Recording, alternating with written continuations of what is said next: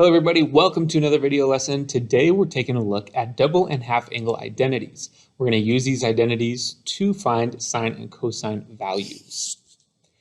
So hopping into our concepts, double angle identities. So all of these double angle identities are, instead of having tangent theta or cosine theta, sine theta, now I have 2 theta, okay? So I've doubled my theta value, and that's what we call it, the double angle identities, okay, for sine, cosine, and tangent. Now let's go ahead and derive a couple of these.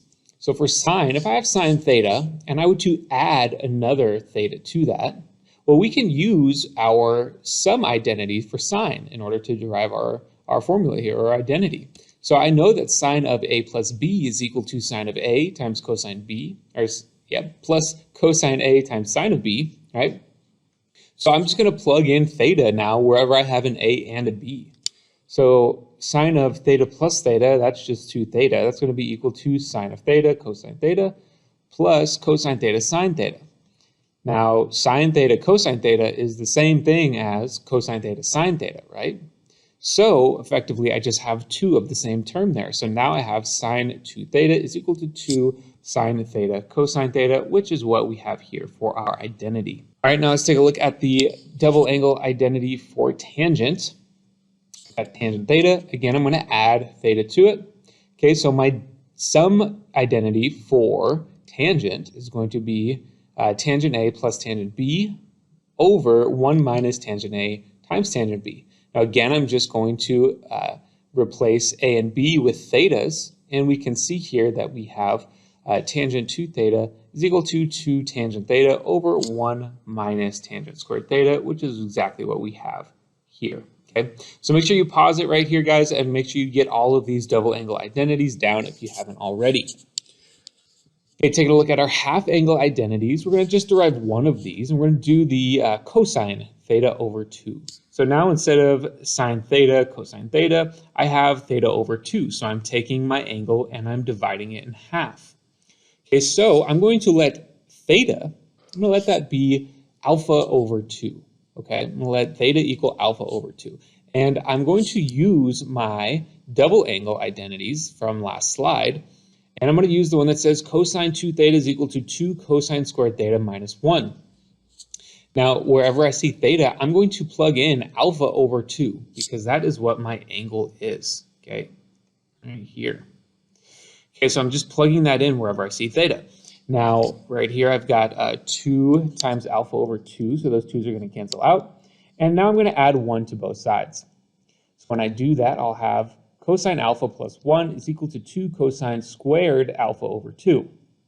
I'm going to divide both sides by 2, so my 2's here will cancel out. And then I'm going to take the square root of both sides. So when I do that, remember I have to do this plus or minus when I take the square root of both sides. And I've got squared here and a square root, so those are going to cancel each other out. And I'm left with my identity. All right, let's get into some examples here. Finding the exact value of sine 2 theta if cosine theta is equal to -1/2 and theta is in between 90 and 180 degrees. So between 90 and 180, we know that is in quadrant 2. So we're going to need to know that information here in a little bit. So let's start off using our Pythagorean identity that says cosine squared plus sine squared equals 1. I know cosine squared is going to be -1/3 squared. Okay, so it's going to be 1/9 plus sine squared is equal to 1. Subtract 1/9 from each side. And then I'm going to take the square root here, and I got to take plus or minus when I do that. And then my sine squared and my square root cancel out. And I'm left with sine is equal to plus or minus 2 square root 2 over 3. Now remember, we are in quadrant 2, and I know in quadrant 2, my sine values are going to be positive. Okay, sine values are positive. So this is going to just equal positive square root 2. I can get rid of the plus or minus and just take the positive. So now I have my sine, I have my cosine, and I know that sine 2 theta is equal to 2 sine theta cosine theta. So I can plug in and substitute for sine and cosine.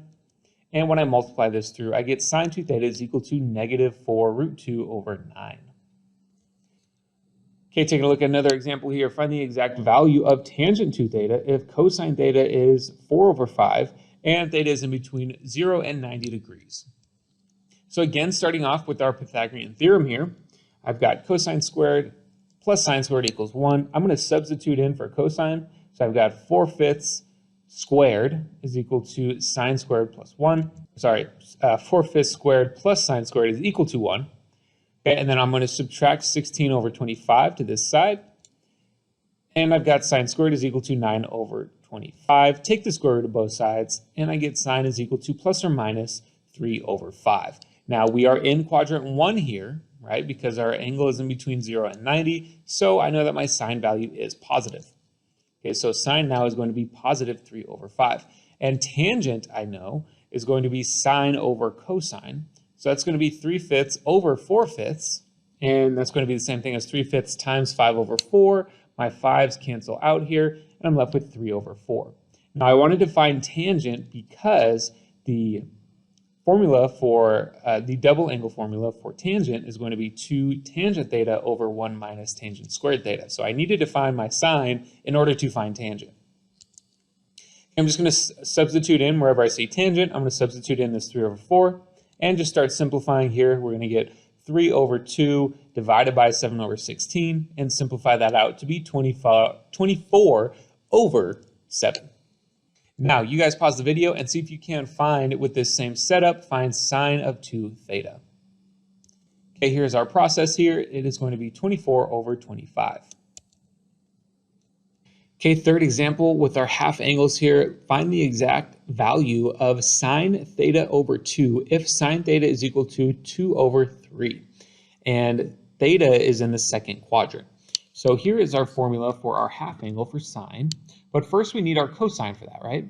So let's go ahead and find cosine. We're going to do that using our Pythagorean theorem again. I'm going to solve for cosine squared. I'm going to substitute in for sine, and I'm going to solve that. And take the square root of both sides. That gives me plus or minus the square root of 5 over 9. I need to figure out if that's plus or minus. Well, it's the second quadrant, so cosine is going to be negative. And then I've got cosine theta, then would be simplifying the fraction on the right. It's going to be negative root 5 over 3. Okay, so now we can plug that into our half angle identity for sine. And I'm going to just simplify my fraction on the inside of my radical here. So I said 3 over 3 plus, since I have minus and negative, so 3 over 3 plus root 5 over 3.